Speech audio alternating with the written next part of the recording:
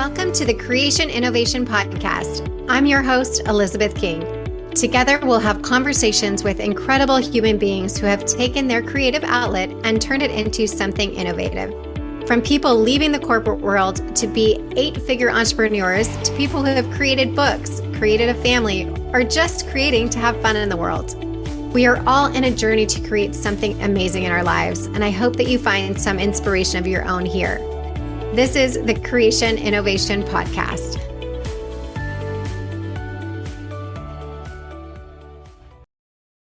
Hey everyone, welcome back to Creation Innovation. I am so excited today to be speaking to Sara Bacon. She is a human design expert, and those of you that follow me or know me know that I'm all about the different, what should we call them, aspects of life that can help us through life a little bit easier. And so I'm super excited to talk to you. Welcome, Sara. Thanks for being here.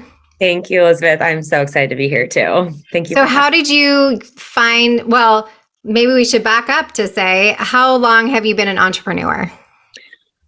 That has been a shorter journey in my life and not one that I was expecting to take necessarily. So I made the decision to leave kind of the corporate world that I was in, that wasn't ever my dream anyways, but the last job I had was in marketing and PR for about 6 years. And I left that about 4.5 years ago, kind of just with the strong feeling that that's not how I was meant to spend my life. And I knew that I had greater gifts. My background is in psychology, and I thought I had wanted to be a marriage family therapist before. So I was always kind of looking for what that career would look like.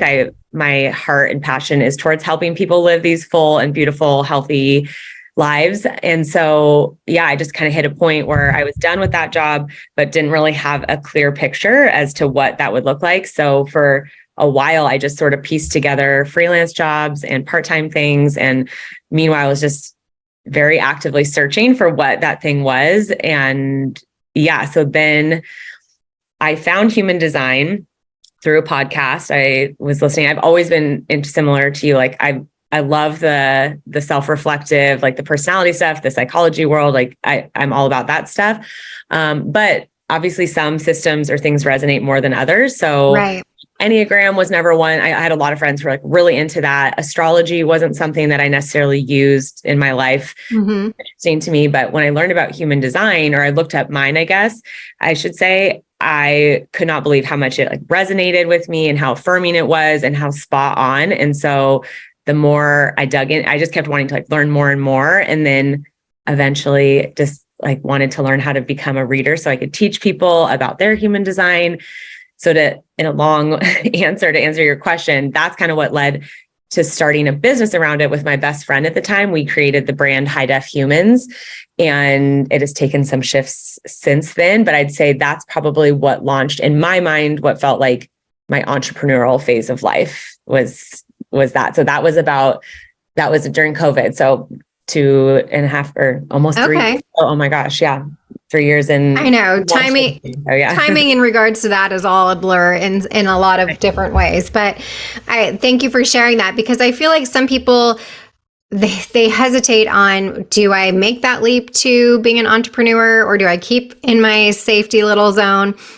And I think part of when you have these, again, what should we call them? Tools as far as astrology, human design, all those things. What should we refer to those as? I don't know. I call them, it's a tool that I use. We'll call it. But that. I think a lot of those, at least for me too, have always come up around helping to guide you to make those decisions, actually, to know yes, you would be good to be somebody who is an entrepreneur, or you should probably stay in a 9-to-5 job, and that gives you more security and safety. That doesn't mean that it's wrong or you're less than or whatever. You can still kick ass and climb a corporate ladder and do super well on that. But I think those oftentimes help guide people to know where they fit well and or should be going. And I think sometimes when you feel like you're crawling out of your skin and you're not sure really why, these types of tools can help you get some clarity on, oh, okay, maybe I should look into doing something else, or whatever it may be. And I know for me, it's always, I've been doing astrology and all of that sort of stuff for many, many years, and it's guided my life in lots of different ways. And I've been an entrepreneur for 25 years. Oh my And gosh. every single type of reading I've ever done has always said, you should be doing this. And specifically now in regards to, well, even then, but I didn't know then that the fertility and motherly and all of that sort of stuff was in my chart, which blows my mind now to see that. But That's so wild. I love that. yeah, it is. But at the same time, I think specific to human design, for those of us who are not familiar with what that even is, I think a lot of people understand astrology. They know, like, oh, for one way or another, it's in the magazines or it's whatever. And that's what I call Western astrology. I particularly follow, or I specifically follow Vedic astrology, what's a little bit different than Western astrology. So tell people what human design is. So at its core, I believe human design shows us a roadmap to our own personal intuition and kind of our inner guidance. And it shows us how we're wired and designed to interact with the world around us and use our energy in ways that is going to be the most supportive to us. It tells us lots of different things depending on what you're looking at. I mean, it's definitely your areas of giftedness and kind of how you best work or utilize, again, that energy of yours. But I think the ways that it's most beneficial is that it should just be affirming to things that you know to be true about yourself deep down. And it gives this almost outside permission to just keep going on that path. So to your point of these tools help us get to where those things are that we want to be. It was like this meta journey of, I didn't set out to be an entrepreneur years and years ago. That wasn't really part of my long-term vision. Funnily enough, astrology was some of the things, like learning about my North and South node, that started to really resonate with like the journey that I'm on in life in general and how I make money and all of that. But I'd say learning my human design and how, like, each type, there's 5 main energy types, and each one comes with a strategy. So your strategy shows you how you interact with opportunities in the world. And it's like, if I had this knowledge years ago, I feel like I would have gotten to the point I'm at now a lot quicker. And that's okay. We're all figuring things out in the way we're supposed to. But yeah, I'd say it really helps you kind of know when you're on the right track, and then also helps guide you if you are feeling really frustrated or like drained of energy in a daily basis. Like, I really don't think this tool is for everybody, because I think people who are who like feel really aligned in their lives or are on the right path, like are doing things that are fulfilling to them, like they probably wouldn't need this tool. I mean, I think it provides a lot more insight than just that too, but hopefully the hope is someday no one will need things like this, and we would all just trust our own instincts and get like to move in the direction that we're supposed to. But until then, I just think that this is a very affirming and practical tool that people can use in their daily lives to get more aligned with like their soul's purpose. And give us some ideas around how it is practical, because I think for somebody who's not familiar with the human design in general, how does that fit in a day-to-day aspect of life? So to give the example of both of our charts or our types, because we're both manifesting generators, and manifesting generators and generators, which are kind of the same type essentially, make up a larger portion of the population. Our strategy is to respond, which means that the only thing that we really need to worry about is letting things come to us in any form that might be, and then checking in with our sacral, not using our brain or the shoulds or whatnot to make our decisions, and being guided by that. It's kind of like our own like gas gauge of energy that we have to proceed with something or not. So I use my strategy every single day, multiple times, whether it's for work. So a very practical example is like, I'll have a to-do list for the week, almost kind of like bullet journaling. I call it a day menu, where it's like all the things I want to get done in a week, and then I break it down per day. And if there's a task I'm hitting that's just causing me to like, I feel really sticky, it's not working, I'm not into it, even though I know I need to get it done. What I allow myself to do with this knowledge now is knowing like, oh, at this moment, this might not be in alignment with me and how I'm supposed to be spending my energy. How can I shift to something else on this, like choose from the menu of something that feels more exciting and expansive, even if that in that moment, it's like cleaning my room, because that feels good to me to like get up and move and like organize stuff. And I'll come back to writing that newsletter later, or that blog post or whatever it might be. I use it with social plans all the time. Like that's a tough one, because my brain still like there's something coming up in my life where I got invited, and I don't have a good out or excuse, but I just don't feel that excited about going. And the beauty of human design is it reminds us that we live in this win-win universe where we're not going to be pulled to things that are not correct for us and the people around us. So it's like we get to take the pressure off ourselves. Like it doesn't serve not just me, but the people that I'm going to be around if I'm going to something out of obligation. Like there's a reason why I don't feel very pulled to that. And so how do I honor that and then realize that there's something in that for me to shift and do something else instead. So that's just those are just a few ways that I use my strategy all the time. It's still a work in progress and a practice, but it's served me a lot and it's been really helpful. Awesome. So speaking of, you said that you have mine up, and I have heard several times that I know that I'm a manifesting generator. I have had one or two readings before, and both after I was like, I don't really know. That just doesn't kind of feel right to me. And so not that it doesn't feel right. I'm trying to think of the right word, but that's not how I live my life, which maybe that's the whole thing, right? And that's what I always take away from it is I should be shitting on myself, but I should be living more in that. What is my intuition saying? What do I feel about this, right? Before we recorded, I was talking about us moving and thinking about how do I feel about this rather than the list in my head about logically all the reasons it makes sense, right? And because I'm such a doer and such a black and white person, I feel like it's not that easy for me to get out of my head and to get into my intuition unless I'm talking to somebody else. Then it's like really easy for me to clue into them and their intuition and be really, I don't know what the word is, but let's just say clued into what they're going through, so to speak. So help me with that a little bit. Like, am I just not hearing the right aspects of it? Or how do you move from operating in your life in one way to what the optimal way really should be for you or is for you, really, not to take away that should word again? Mm-hmm.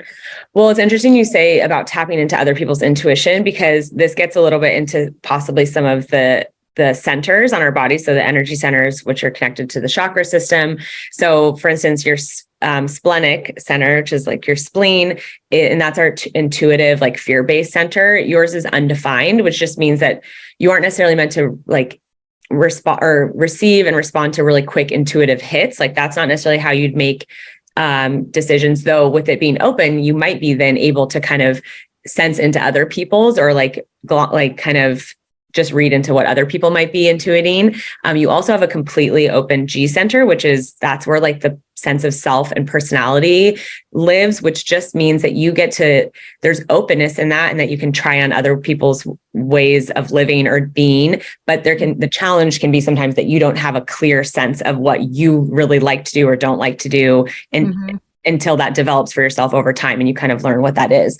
But that being said, I think like a reframe might just be, for me, the main tenet of generators and manifesting generators is just following kind of like what excites you or what sounds good. I think we overcomplicate things a lot. I even think like learning the strategy of responding was really freeing to me once I kind of figured out what that looked like, because for so long I was like, oh, why can't I just get like this idea of what it is I'm meant to do next? Or like, why can't this thing just come to me? When in reality, it's actually a lot easier for us to have options in front of us and then just let ourselves respond. So let's just say with the move example, like all that being a manifesting generator means for you in that case is like, does it really excite you at the thought of moving somewhere else? Like, let's say you're like, gosh, I just really want to live in San Francisco. Like everything about that sounds really exciting. It keeps coming up.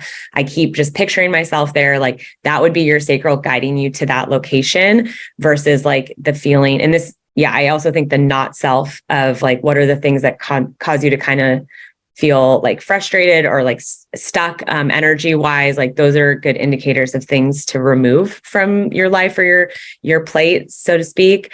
So does that like help reframe it at all for you, or does that still not necessarily resonate with how you would make decisions? Yes and no, because I think most of my life, because I run two businesses and now being married, it's not just the same as before where you could kind of run your own life, so to speak, of like, what does it feel like for me? Yeah, I want to go on vacation to Thailand. It doesn't matter what anyone else wants to do, right?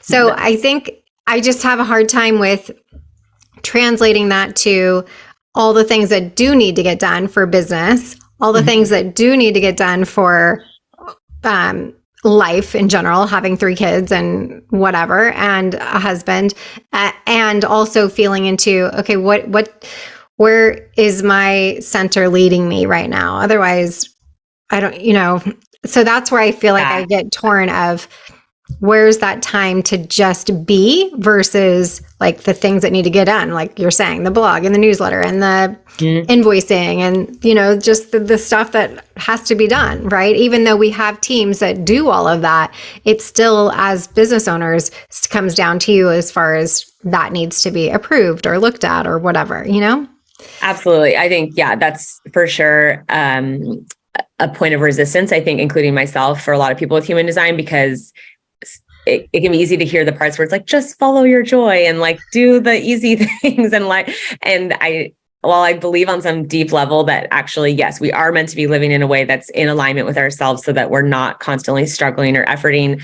in a hard way, like with a lot of resistance, but good things still require, steps to get us there and things that might be uncomfortable. I think human design just helps us strip away the things that are maybe slowing us down or like weighing us down. Like you said, if like you're here to run a business, but if accounting is like your worst nightmare and that's the last thing you want to do, you hire an accountant because that's their area of giftedness and you get that off your plate. When it comes to like taking into consideration the needs of a partner and children and a household and all of that, I think like the best thing you can just do for yourself is acknowledge that it's to their greatest interest too, for you to be in alignment with like what your soul desires to do. And that, of course, I don't think you're going to be called basically to this selfish life of like hedonism where you're going to want to be like, I want to live in Bali and do like, I think you will be, because you've already been brought to this point and have these people around you in this business that you've been led to.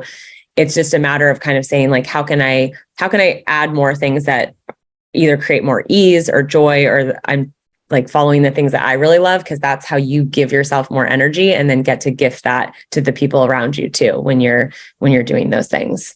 Yeah. And I love the idea of like waiting for it to come to you and then choose. Although again,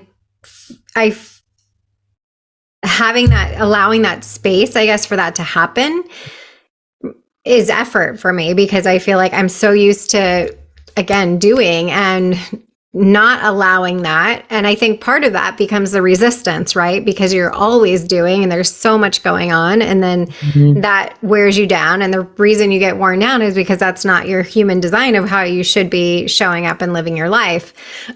So I feel like in some ways, at least for me anyway, it's human design specifically is a practice of really getting myself to being like reminding myself, oh, okay, let's see what could be on the menu today that feels good and doesn't have to be done. Or one way that I explain to some clients is the glass ball versus the rubber ball, right? Which one can be let go today that's not going to break, but yet it's still there and important to you.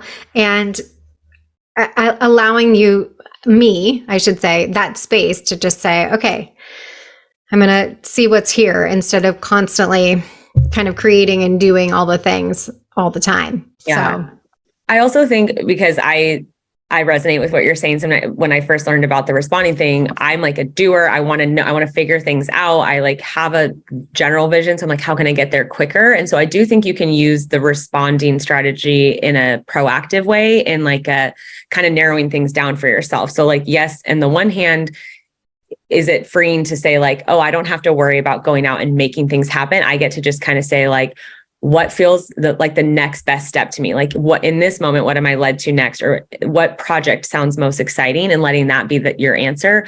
But also, like, let's say someone's trying to figure out what it is they want to do for a career. I think I pictured almost like a decision tree where and I know we're focusing a lot on the manifesting generator strategy, but it's still, I think it would be still helpful for other people too, or the other types. But like you say, oh, do I want a job that is in a corporate setting where I get to have like structure and all that? Or do I want to work for myself and kind of go on that path and then check in with each one? Like, cause we do best with binary options of like this or that, or yes or no. And then you can start to like, pare down and be like, oh, wow, actually like, yeah, this type of career, this type of daily schedule would sounds really good to me and really like juicy and fun and, like exciting. And so then taking those clues too, or like even one of my favorite exercises that I tell people to do is to create a shine list, which is just a list of everything that you could do for hours that you love to do, that it makes you feel so excited, that people like recognize you of like, oh, this is you're in your sweet spot,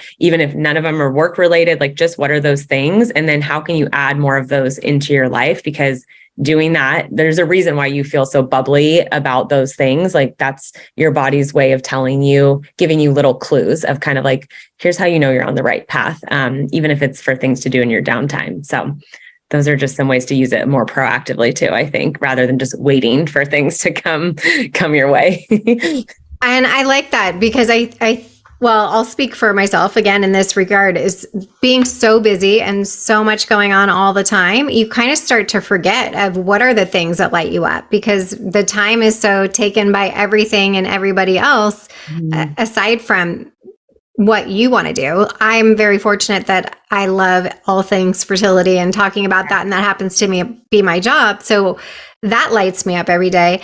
But aside from that too, it's like, okay, I have to remind myself when I'm stripped away from all these things that I feel like the identity takes over after so long. Like I've only been a mom for almost 6 years, and I was not a mom for 40 years. So who was I for all that time prior to that, And it's like so fast to go away from what really lights me up outside of work, and just keep a list, right? Like keep a note in your phone. I'm like, oh my God, that was really fun. I really liked doing that. Or I want to go back there, or I want to see that person again. Because I think for me, it's those moments of if I'm spending time with you or I'm making the effort I'm much more around experiences and the people that I'm with. That's where I feel like I light up, right? If I'm like, oh my God, that girl was awesome, or talking to that guy, he was so interesting, or whatever, that gets me really excited. And so I thank you for that reminder of just keeping those notes of what makes you feel the shine or bubbly or whatever word you choose to use. But the other part that I have found helpful is for my kids is doing their charts and knowing where and how they operate just on a high level. Again, it doesn't have to be so detailed for children, I don't think, in my opinion. Right. But knowing generally, like this one does better this way or whatever is really, I feel like, interesting. And from a parenting tool, really helpful to know to watch out for some things with one, or they're going to be super into whatever they get into because they really like to learn everything about everything they possibly can, Yeah. Oh, well, I love that you do that. I think that's so powerful. And do you know that's why human design was created in the first place, was for parents. That's the original intention of it, was for parents to be able to raise their children up in the unique design that they were created in, and to like remove as much of their conditioning that we inevitably are going to layer on to future generations, just because it's like, that's what we were taught. And this is, like what interesting. All of our I didn't know that. Yeah. And so even when you're talking about, you're like, human design to me feels like a practice. I think as adults learning human design, it absolutely does, because we actually have to go through the process of deconditioning a lot of stuff before it gets to be second nature. Like we have years and years of programming. Like even I was thinking when we were talking about the shine list, like it's wild to me sometimes the resistance I feel to put something down of like, no, I really, like, I think I'm supposed to like doing one-on-one readings with people because that's what other people in this field are doing. I'm like, but is that actually what I like? Like, is that actually what's right for me? And then getting really specific and saying, no, I actually really like speaking to groups of people and teaching this concept and just being really honest with like what it is that feels really right for you. And so, but then it's hard to like, we still have to wade through a lot of the shoulds in this world we're living in where there's so much information, even if like so many helpful resources for entrepreneurs and all that stuff. It's like, how do you sort through what's right for you? And that's where I think human design is it's helpful because it gives you permission. Like I think projectors are also one of the biggest ones that will benefit from human design too, because built so differently to work throughout. Like they're not meant to have as much output. Like the world is built a little bit more for generators and manifesting generators. So for them, it's like this realization of, wow, I don't have to have my life look like everyone else or like keep up with everybody. And to learn that at a younger age I feel like would be so helpful for so many people. But then at the same time, like, I don't know if this is the one that a friend of mine had, but she was like, basically like, I don't want to work.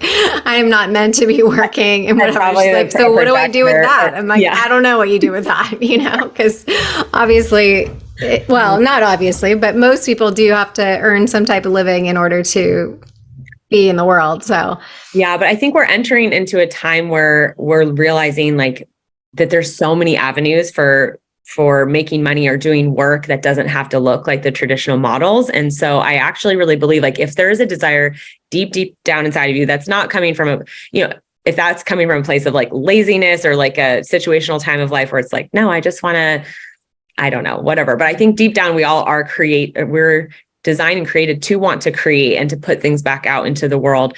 And it can be frustrating for a lot of people, including myself, that we live in a capitalist society that our gifts demand income, that we would rather just be able to give these things to people. But I think we're even within the last like 10 years, we've seen such a shift with the internet of even like what women are able to do and work that doesn't involve going into an office, or that you can, build these courses or whatever and sell them and be making tons of money from just creating one, like there's just so many options. And so I think it can take a while to figure out what that would look like. But if someone really has this strong feeling of like, no, I know I'm not meant to like do this much output. I'm meant to spend more time receiving and learning and like kind of taking in the world around me, and then using a shorter amount of time to then turn that into something that's of value or that feels good, then that's probably what they're meant to be doing. Yes. And the amount of people that I have spoken to that their lives have completely changed once they've done their human design chart, and they're like,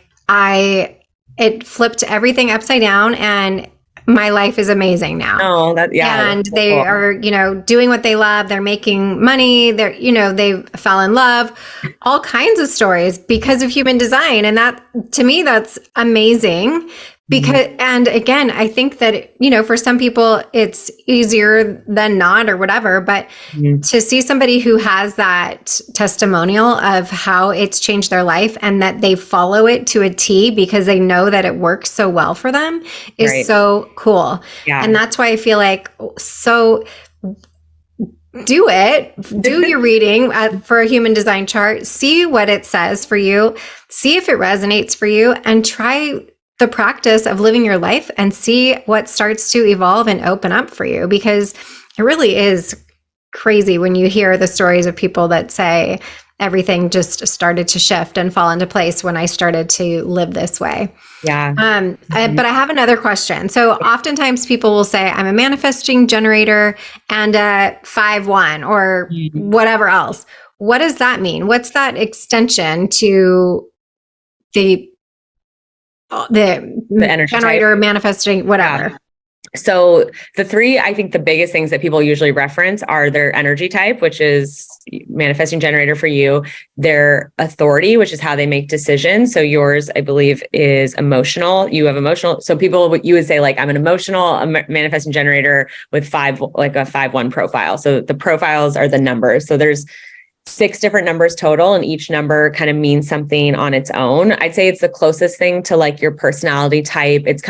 It's your learning style, kind of like how you take in the world and then how you then share that back out with people around you. So each number means something on its own, and then together they mean like something as your profile. So is it equally as important as knowing the manifesting generator portion, or it's more important just to know that you're a manifesting generator? The most important thing, is your type for sure. And then, that with your type comes your strategy, your not self, and your signature. But the idea of human design is that if you were to like master living into your type, the rest of your chart would already naturally play out because you'd be following into those things anyways. I'd say the other stuff is helpful bonus knowledge. That's why I just want to teach more people human design, because I'm like, it is very accessible. Like, yes, if you are like a self, like you love to learn about yourself, all that stuff, like dive deep into it for sure. Get a reading, get a guide, like learn everything about your chart. But like really, if you just were to know the core things about your type, like that would already help you so much, I believe. And then the other stuff gets to be, again, more like affirmations, like of how it's definitely helpful for people to figure out like their work styles, how they best learn, how they, are in relationships. I think that knowing our open centers can be a really helpful thing with living in close proximity to people and all of that. So, but yeah, that's the profile is the 5-1 for you. Interesting. So when you say like people in proximity to you, are there people that really shouldn't be living with other people? And, it's pretty obvious, like that's probably not going to work out because this person is not meant to be that close with everybody on a daily basis kind of thing? Or no, there's never any like good or bad. Like it always rubs me the wrong way, kind of like when people in astrology say like these types should never be together, which I understand that there's different energies, but the reason I gravitate so much towards human design is it's like a really positive, affirming system. And so I like that part of it. It's just helpful to have the awareness. So to give an example of what I mean with the open centers and living in proximity to people. So actually a great example, of course you use this with partners, but is my mom and I. And when I learned my mom's design and mine, I was like, oh my gosh, this would have helped us leaps and bounds growing up. And we actually had a great relationship, but my mom is a projector with almost all her centers open. And I have, like a defined sacral, a defined solar plexus, which means that I'm like, have a stronger presenting energy and can be a little bit more commanding. I kind of set the emotional tone, whereas my mom is really susceptible to picking things up from other people. So even like when we go out, like she has a really hard time with like being overstimulated by noise, and like she kind of would bristle sometimes by me and just be like, you're talking too fast, you're too loud. And so it was this like push pull of like, I always felt like I was too much, but it was because for her, it kind of was a lot like my personality. And it's not like that doesn't, now we are so close and so great. And knowing some of that stuff about her helps me have more understanding towards like, she can't hold all of that, or she needs to spend time and decompress and like let go of all the stuff that she's picked up from around her. Like they say that projectors should ideally sleep alone at night because you even absorb like the energy from people that you're sleeping next to. So that's just what I mean about like knowing things like with your children, like which of you have defined solar plexuses versus undefined, because the ones who have the open centers there, the undefined like might be more susceptible to like picking up the emotions of other people or feeling a little out of control when things are like hectic in the house type of a thing. So interesting. It's almost to a very basic level, the introvert extrovert, right? Like how or like an empath type of a thing too. Yeah. Mm-hmm. In regards to the kids again, so the human design though is something you don't change through different periods of your life, right? It's just you're always that way. And for anybody who doesn't know, you do your birthplace, birth time, and that's it. And birth date, right? It just has to be, your exact birth time from your birth certificate, and then your birth date and your location. So it's the same as pulling an astrology chart. Honestly, if you were to do like your full natal chart, is the same thing. So it does. That's why it would need for parents is like, because it doesn't. You can look it up at the moment they're born. So anytime my friends have a kid, I'm like immediately typing in their birth time to tell them their design. That's fun. So how can people find out more about you and human design and everything? So I am at High Def Humans on Instagram. That's my website too. I treat that Instagram as more of like a content arm. My personal is Glitter, aka Sara, and so that's kind of like where I show up and show my life and things like that. But if you go to High Def Humans, I try to provide as much like starter, helpful, free content as possible. Like there's a freebie library. If you DM me or email me with your birth time, I will gladly pull your chart and like give you a rundown of what your type is. But if you want to learn more, I offer guides, which are like the full rundown of your chart and everything that it includes that's personalized to you. I have a hard copy version of that people can now buy or like gift to people, which is nice for the holidays. Oh, that's so fun. Birthdays and stuff. And then, I definitely do readings, but so that's like a one-on-one hour-long session. So that's definitely tailored to like going into what your design looks like. How do we use this in everyday life? And then moving forward this next year, I'm really excited to start working with more like teams of people. Like I've worked with small businesses and with like social groups of friends, like because I just really love teaching it to people and having people have this tool in their arsenal as like we're moving into this new way of being and working in the next, I don't know, decade or so. Absolutely. I feel like the more awareness we can have of how each other operates, like you use the example of you and your mom, is so helpful. Yeah. And as you said, it doesn't necessarily mean one's bad or one's the other. It's just like, awareness. Oh, okay, I understand your blueprint and how you work, and you need this and I need that. And just as basic as that sounds is so helpful. And I think too, as you mentioned, I think it's great and should be done more in work environments and all of that sort of stuff, because we're put into situations, especially in corporate, where you're expected just to work really closely with people, even though you don't know anything about them, their personalities and whatnot. And I think just understanding like, oh, this person needs a little more space. This person needs XYZ. I think that's awesome. So if anybody out there is listening, needing some clarity on themselves or other people, I think that it's really helpful to have any and all of these tools. I feel like for me, I'll use myself as an example, pulling like the Enneagram, astrology, human design, all of those things have an aspect of certain things that I've like have the light bulb go off of, oh my gosh, yes, that's really helpful for me. And for some people, they really just dive into human design or really dive just into Enneagram or astrology or whatever. But again, try everything and see what lands for you, because the better you can equip yourself in everything and anything you do in your life, not only makes you show up better, but show up better for the people around you. Like you said at the beginning of this, it doesn't serve the people you're going to be there with if you're not really feeling it either, right? But we always feel like, oh, I'm obligated or I should be showing up at this event or whatever it may be. So yeah. Permission and freedom are like one of the two of the words I go back to a lot with human design. Like it's just should be permission to be fully you, and then freedom to follow into that and to not feel like you have to live a way that you've been told in the past. So, there's a lot of undoing that needs to be done for those two things, right? 100%. We have a lot. I think we all have a lot of work to do, but I'm hopeful that we at least have the awareness around how to start approaching that. And I think this is a practical way that people can just add more of that to their life. So, yeah. And I do think we're getting there just from our generation having a different awareness than our parents did, right? Like totally. It just would not have been a thing to be talking about this sort of thing of my parents had 4 children. It was like, you raise all of them the same and hope that it all works out. And now I think we really try to customize it to what school is best for this child. How do they best learn, and really getting to know that. And as we customize that for each person, as a collective of humans, we are then better because we can let them have that freedom and permission to be who they are and navigate life in an easier, more comfortable way for them.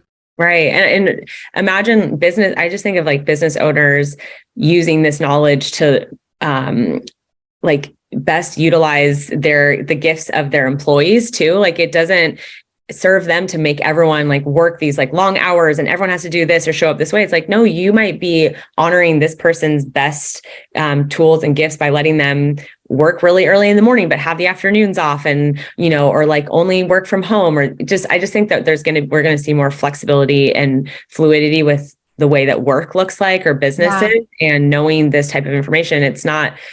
I think the quality of work would only go up if you're like letting people bring their best selves to the table and their unique ways of learning or approaching work. And so, you should consult with the management team on each of their people to say, okay, Elizabeth needs to be working this way. Sarah and Jennifer need to be working that way. I truly think that's what I would love to do more. Some people are, similar to how companies will bring in like StrengthsFinder people, or there's Enneagram experts that go into work now. People have been doing that with human design. And I think like having the management and like HR knowing this information about their employees would be just so beneficial. Awesome. Well, it was so fun talking to you today, Sarah. Thanks for being here, and we will chat soon. Yes, thank you. Thank you so much for listening to this episode of the Creation Innovation Podcast. Make sure to follow us on Spotify for free episodes and subscribe to the Creation Innovation Podcast on Apple, Spotify, or wherever you choose to get your podcast. Don't forget to rate and review the podcast wherever you're listening for a chance to receive a special gift. Yes, we actually do send out gifts. It's my favorite thing to do.